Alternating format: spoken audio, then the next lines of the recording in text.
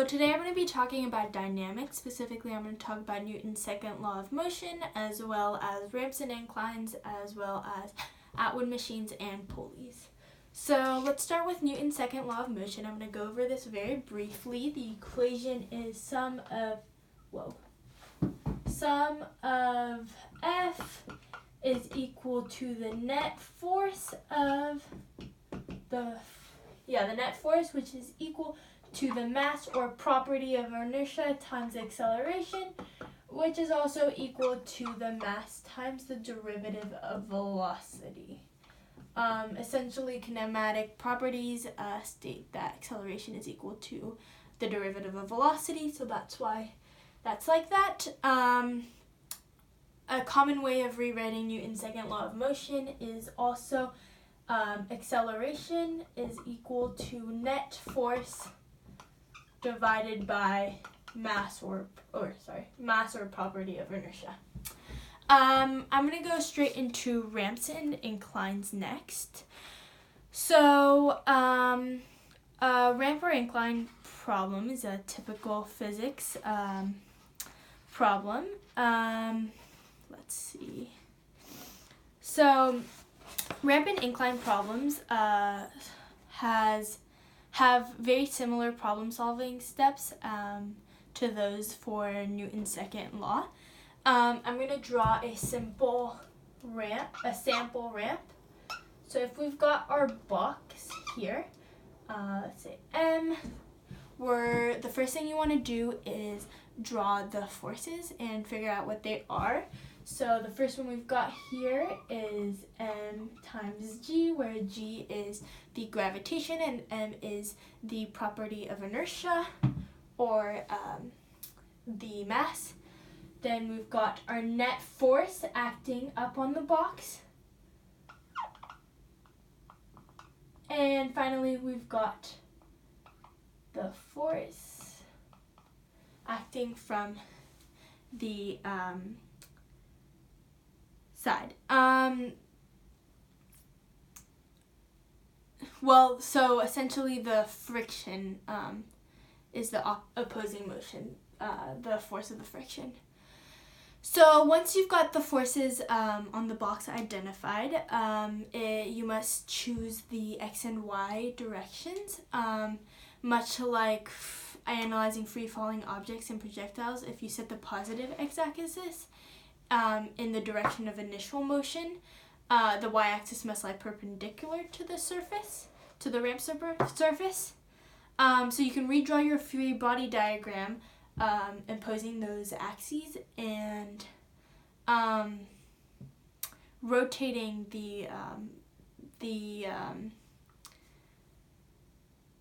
essentially you're going to have your new axis, and if you rotate the whole axis, you'll have your traditional x and y axes. So unfortunately, the force of gravity on the box, mg, doesn't lie along one of the axes, so it must be broken up into components which do lie on the axes in order to simplify the mathematical analysis. So to do this, you can break the force of gravity vector down into a component parallel with axis of motion and a component parallel to the axis using trigonometry. So essentially saying that mg1 is equal to mg sine theta and mg2 is equal to mg cosine theta, which on your diagram here would look something like this: mg cosine theta and mg sine theta. Again, we did this so that the components would lie on the y and x axes. So once all the forces line up, you can continue with your standard problem-solving strategy. It's very helpful to use Newton's second law equations to continue with this problem. So next I'm going to talk about pulleys and Atwood machines. So an Atwood machine are basic physics laboratory devices often used to demonstrate basic principles of dynamics and acceleration. The machines typically involve a pulley, which is a string and a system of masses. So two essential equations that can be used when solving pulley and Atwood machine problems are the first one is m1g is equal to m1g sine theta minus t, and where my bad. It's actually m1g minus t is equal to m1a. Again, acceleration. T, however, is the period of the function, also known as the angle, for example.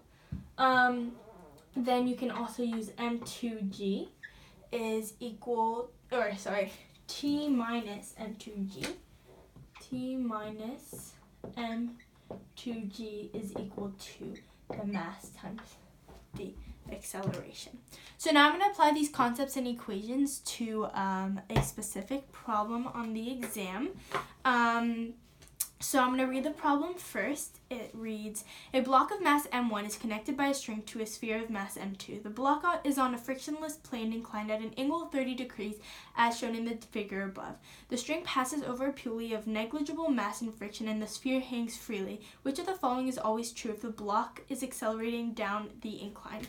So I'm going to erase all of this work to go ahead and make some space for the problem. I'm going to draw the figure as well as the forces. So we've got our incline. We know that it's 30 degrees here. We've got our box with M1, our Atwood machine, which is connected to the incline. We've got our sphere M2. And next I'm going to draw on the forces. So directly down, we've got the M1G. Again, so we can line up with our axes. We've got M1G cosine theta and M1G sine theta. And now we can now I'm going to make free body diagrams. So we've got our mass 2, which the force acting downward is M2G, and upward is the net force, or just going to write it like that. And then same thing for M1, essentially. We've got M1, down we've got M1G sine theta. Again, because if we use that, our mathematical analysis would become very complicated since our axes wouldn't line up. And force, the net force acting up. So we're going to use the Newton's second law of motion, which is net force divided by mass, which is also known as acceleration. Mass is equal to net force. So we know from those equations I had talked about during the pulley and Atwood machines that acceleration times mass 2 is equal to T minus M2G, which can be rearranged to say that T is equal to acceleration times mass 2 plus mass 2 times gravity. Then we can also use acceleration M1 is equal to net force, again just Newton's second law of motion, and acceleration times mass 1 is equal to M1G sine theta minus T. So using all these equations, we know that T is equal to 30 degrees, which is the incline. So plugging in, we've got M1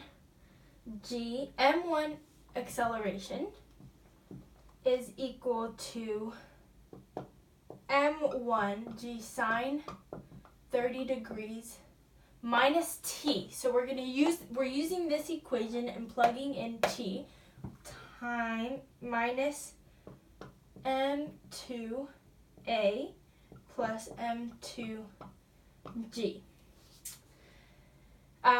So that's also equal to m1 g sine 30. Okay, wait.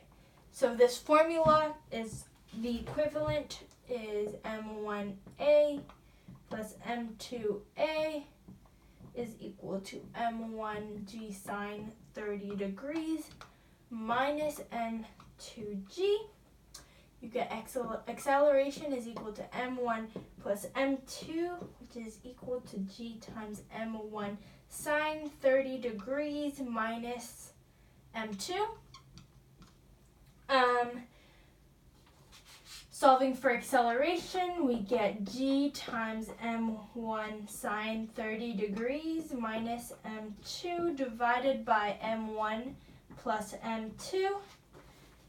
We know that m1 sine 30 degrees minus m2 is greater than 0, has to be greater than 0. So m1 sine 30 degrees has to be greater than m2. And the problem again was asking which of the following is always true if the block is accelerating down an incline.